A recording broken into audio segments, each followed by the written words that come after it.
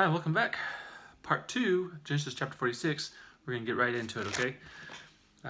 This is my second attempt for the second part. Verse 28, Jacob settles into Goshen. Then he sent Judah before him to Joseph to point out before him the way to Goshen, and they came to the land of Goshen. So Joseph made ready his chariot and went up to Goshen to meet his father Israel. And he presented himself to him, and fell on his neck and wept on his neck a good while. And Israel said to Joseph, Now let me die, since I have seen your face, because you are still alive. Then Joseph said to his brothers and his father's household, I will go up to tell Pharaoh, and say to him, My brothers and those of my father's house, who were in the land of Canaan, have come to me, and the men are shepherds, for their occupation has been to feed livestock. And they have brought their flocks and their herds and all that they have. So it shall be, when Pharaoh calls you and says, What is your occupation? That you shall say, Your servant's occupation has been with livestock from our youth, even till now, both we and also our fathers, that you may dwell in the land of Goshen. For every shepherd is an abomination to the Egyptians. And I'm going to stop right there, because that's the end of chapter 46.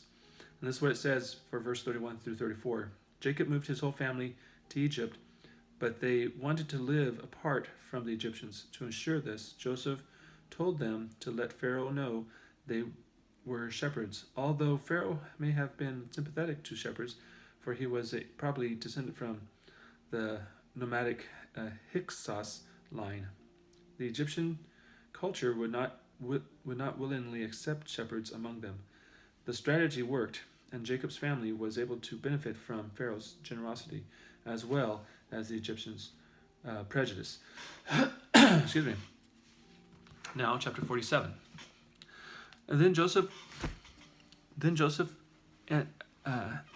went and told Pharaoh, and said, My father and my brothers, their flocks and their herds, and all that they possess have come from the land of Canaan, and indeed they are in the land of Goshen.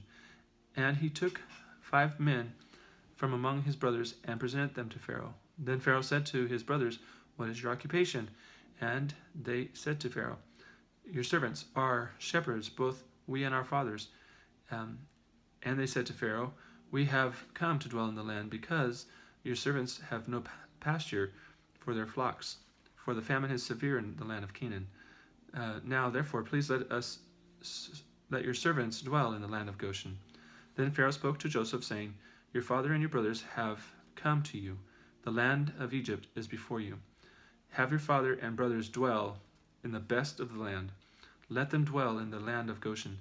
And if you know any competent men among them, then make them chief herdsmen over my livestock. Then Joseph brought in his father Jacob to set him before Pharaoh, and Jacob blessed Pharaoh. Pharaoh said to Jacob, How old are you? And Jacob said to Pharaoh, The days of the years of my pilgrimage are 130 years.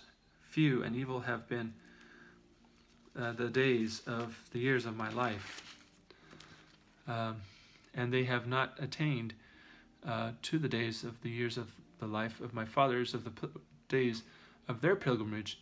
So Jacob blessed Pharaoh and went out from before Pharaoh. And Joseph had situated his father and his brothers, and gave them a possession in the land of Egypt, in the best of the land, in the land of Ramses, as Pharaoh had commanded.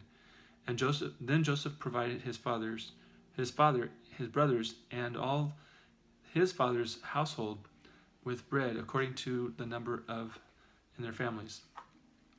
Verse 13, Joseph deals with the famine.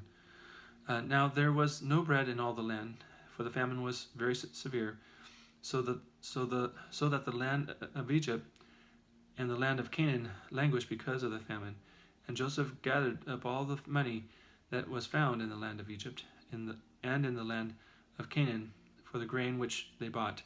And Joseph brought the money into Pharaoh's house. So when the money failed in the land of Egypt and in the land of Canaan, all the Egyptians came to Joseph and said, "Give us bread, for why should we die in your presence? For the money has failed." Then Joseph said, "Give your livestock, and I will give you bread for your livestock, if the money is gone." So they brought their livestock to Joseph, and Joseph gave them bread in exchange for the horses, the flocks, and the cattle of the herds of donkeys. Thus he fed them with bread in exchange for all their livestock that year. When that year had ended, they came to him the next year and said to him, We will not hide from our Lord that our money is gone. My Lord also has our herds of livestock. There is nothing left in the sight of my Lord but our bodies and our lands. Why should we die before our eyes, both we and our land? Buy us and our land for bread, and we and our land will be servants of Pharaoh. Give us seed that we may live and not die, that the land may not be desolate. Then Pharaoh bought all the land of Egypt for Pharaoh, and for every man of the Egyptians sold his field, because the famine was severe upon them. So the land became Pharaoh's, and as for the people, he moved them into the cities from one end of the borders of Egypt to the other end. Only the land of the priests he did not buy, for the priests had rations allotted to them by Pharaoh, and they ate their rations which Pharaoh gave them. Therefore they did not sell their lands. Then Joseph said to the people, "Indeed, I have bought you and your lands this day for Pharaoh. Look, here is seed for you, and you shall sow the land, and it shall come to pass in the harvest that you shall give 1/5 to Pharaoh.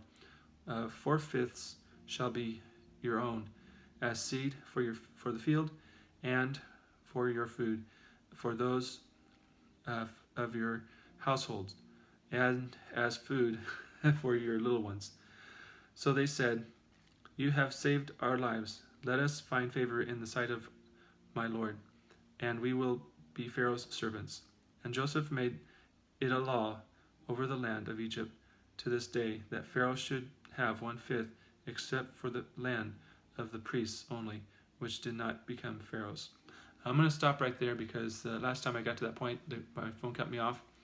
We'll pick it up again, and for part 3. So this is part 2. Stay tuned for part 3, coming to you next.